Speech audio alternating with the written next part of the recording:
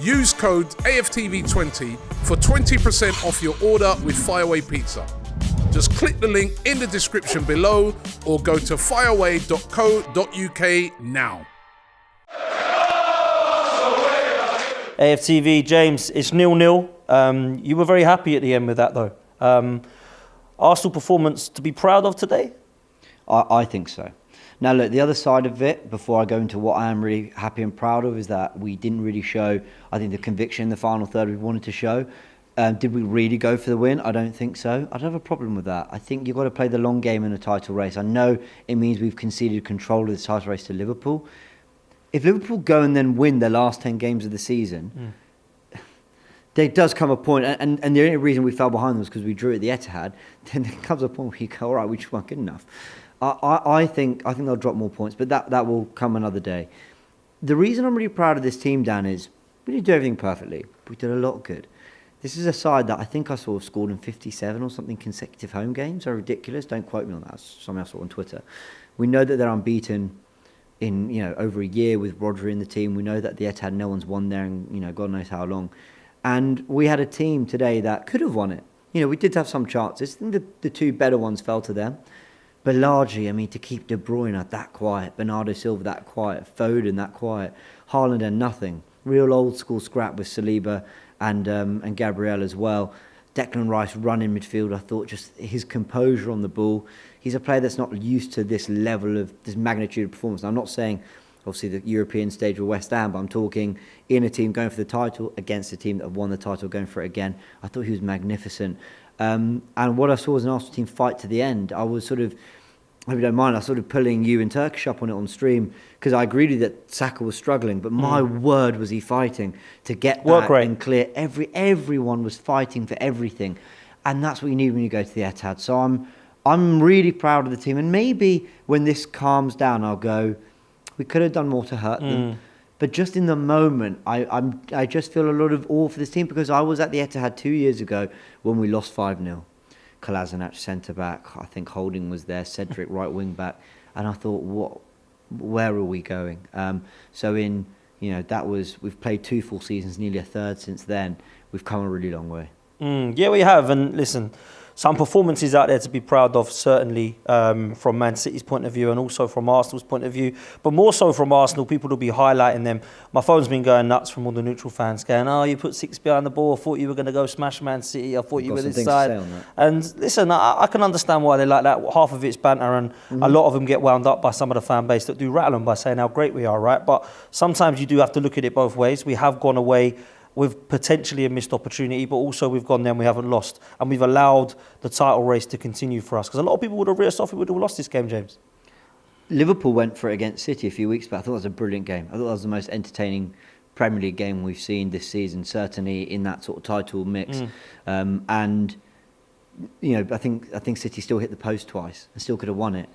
So going all out doesn't mean you necessarily don't lose it. Doesn't mean you necessarily get the win because Liverpool totally dominated City. So we've come away with a point I think we should be proud of, and everything else is ifs, buts and maybes. What I would say to people saying you didn't go for it, well, let's hold on a sec.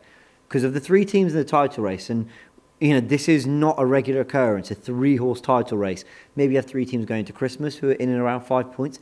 3 teams split by 2-3 points now in a title race, by a point going into this weekend. And the only side that have taken points off their rivals are Arsenal. We're the only... Who would have said that at the start of the season? There would have been a 3-horse race with Klopp and Guardiola, and we'd be the only ones with 2 wins on the board from our games against them. The 2 cancelled each other out. We made sure we got points away from home. And when they came to the Emirates, at our home, we took the 3 points. Now, City fans saying fluke, luck, whatever, I don't think many are, but if they are, this is 3 games in a row. This is 3 90 minutes where City haven't been able to best us. It's another 90 minutes where Haaland hasn't done anything in the game.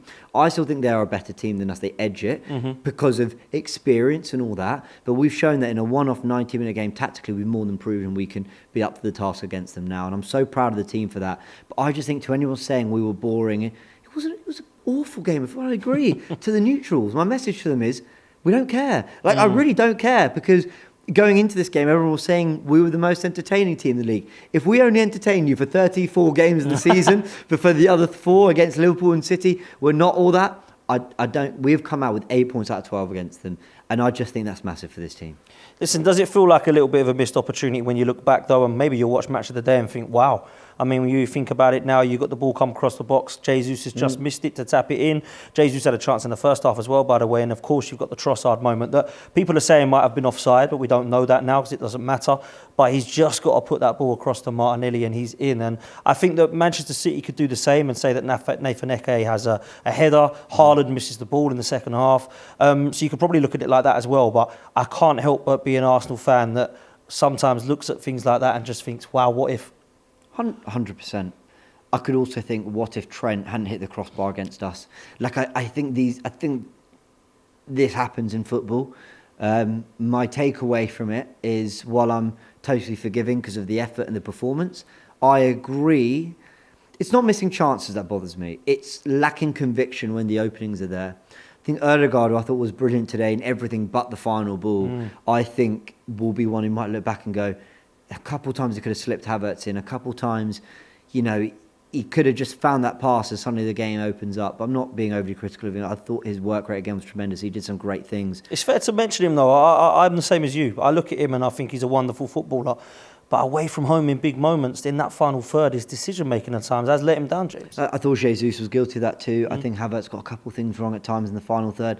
Saka, I think, was working so hard, but really didn't do enough going forward. I would like to have seen City paying for the way they were committing their fullbacks up the pitch. Because we're so used to, in this world of centre-backs playing fullback, we're so used to talking about the players inverting and everything being very central. But actually Vardiel, and I think it was Akanji in the first half, but then ended up being Rico Lewis, and he mixed up. But they were very wide at times. And I think, could we have done more? And all that did was actually push our wingers back. But could we have just maybe left one there, and then we hit them with the 3-on-2? It never really happened. But again, all this buts and maybes. Do I think if they score the first goal, City, that we go on to actually have more of the ball and try and create and find a way? Yeah, I think we probably do. Do I think if we get a goal maybe in that first half, that we're parking the bus for the whole rest of the 90? Absolutely. I think it was one of those where a goal was going to unlock it. And I think the thing with City fans might be disappointed they didn't win because they probably wanted to flex a little bit like they did last season against us. People might call this a loser's mentality. I don't think Pep Guardiola is going to think a draw is the end of the world. They're the ones that have proven time and time again that they hit the consistency throughout the rest of the season. And for them, it was important not to lose ground on both Arsenal and Liverpool. They have a little bit on Liverpool today, but it could have been worse for them. So I think both managers, like Klopp and Guardiola have done over many years, will shake hands on a draw and go, good battle, we'll take the fight down the road. The good thing is we haven't suffered the kind of result that maybe doesn't leave you miles off in the title race, but really deflates you. I think it's the opposite. It's not the 4-3 points, but I think it's going to be a really invigorating and belief-fueling result for the Arsenal players. Can we win it? Yeah, 100% we can. Big up, James. Well, there we go. Both.